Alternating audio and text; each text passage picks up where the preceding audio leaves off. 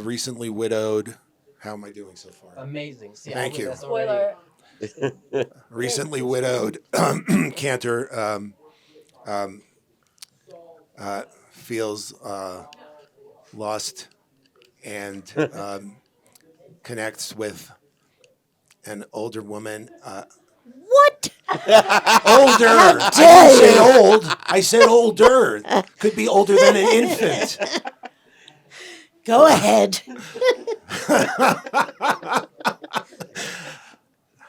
Where the hell was I?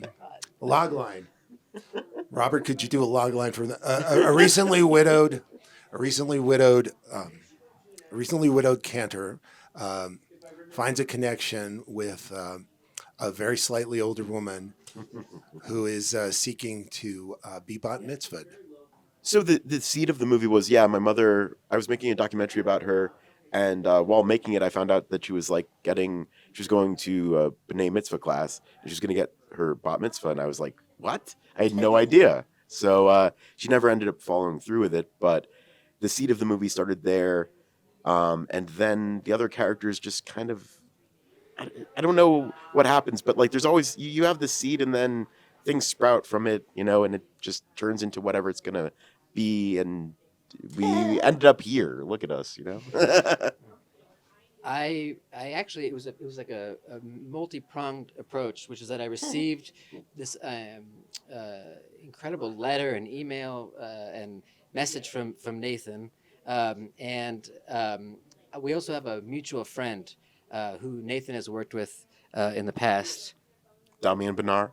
Great actor, and I had just finished working with him, and I really love him, and I spent a lot of time with him in Spain, and I loved just he was funny. After a while, I just thought, man, if he recommends a book, I'd like to get that book, or if he says go here, like he's got good. I like his taste, and anyway. He had worked with Nathan and wrote me an email saying you're going to receive this reach out from a director, Nathan Silver, and I've just worked with him, and you must work with him. I know that he is the two of you will really like have a wonderful time together, and make something really fun. And I'll tell you, like that. I mean, that's a really great thing to hear from someone who you respect, and you realize the power of in our world of that's the wonderful thing about that's when friends can really help each other out and stuff is to keep people connected, and it's not hard to connect people.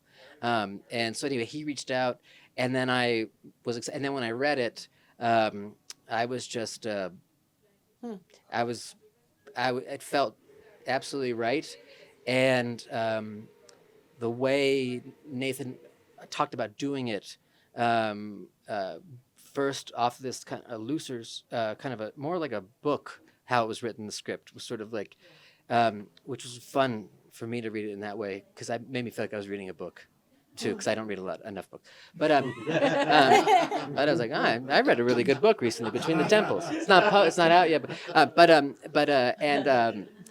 built into that, was a kind of an intense uh,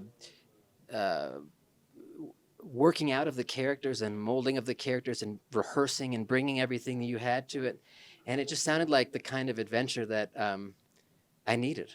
Oh, well, gosh, that was so interesting. um, I got also a reach out from Nathan, and was told that Jason was part of the plan, and I've just always been in love with Jason's work and wanted to work with him, and now I even feel more passionately that way. And then I saw this wonderful documentary that Nathan made about his mom, which is just incredible, and that just sucked me into to having to be part of it, even though I was trepidatious because I had never worked in the fashion in which Nathan works, which is, as Jason said, it comes to you almost like a chapter book.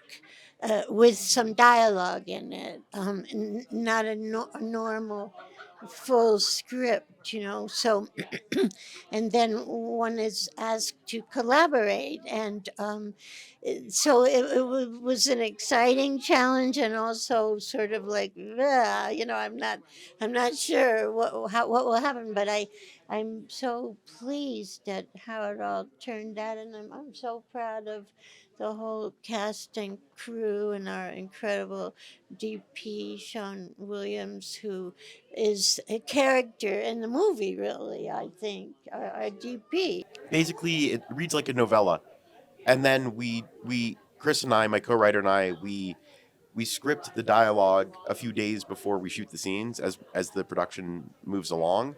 So the actors don't have enough time to memorize said words.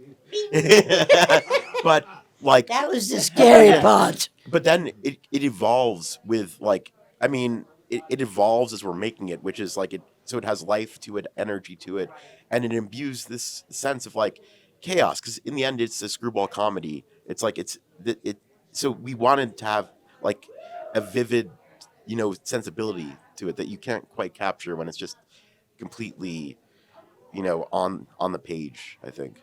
It was not like I've been in an Apatow movie, but and Larry David. I did an appearance on Curb Your Enthusiasm. This was a little different though because it's not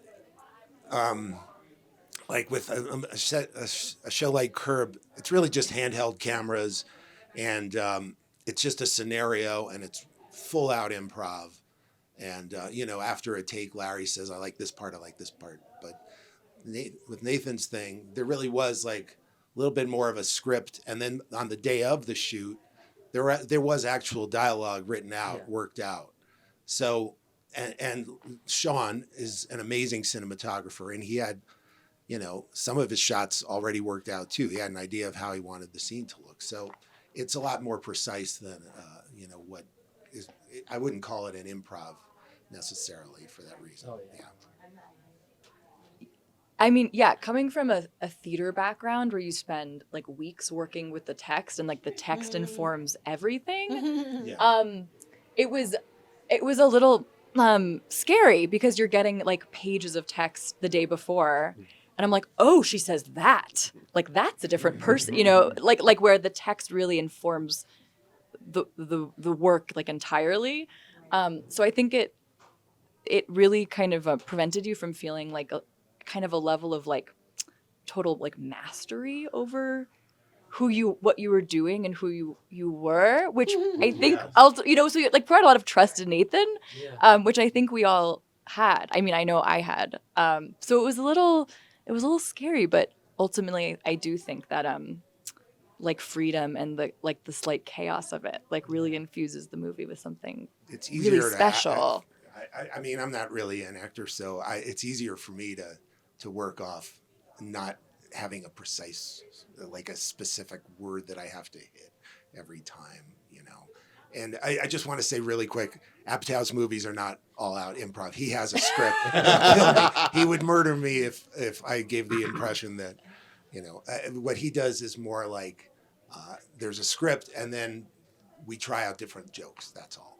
For me, why I feel so lucky to have the job that I have is that every experience is just that, and I try as much as I can for each experience to be a learning experience, and I almost kind of pretend that I've never worked before.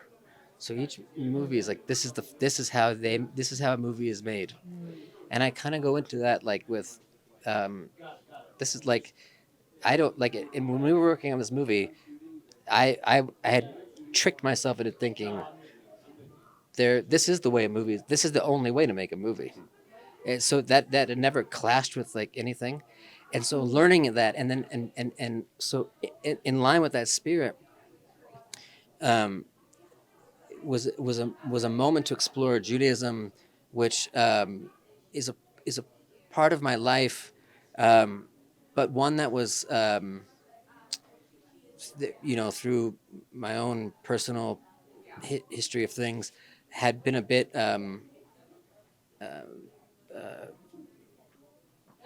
obscured, maybe, and I'd always had questions, and this movie actually almost became like like you, learning about it almost was like that for me in many ways, just culturally and personally, learning a lot about who I am, and ultimately feeling like less nervous about asking questions. I think is how I ended up in the film. Does that make any sense? A lot. Yeah. Okay.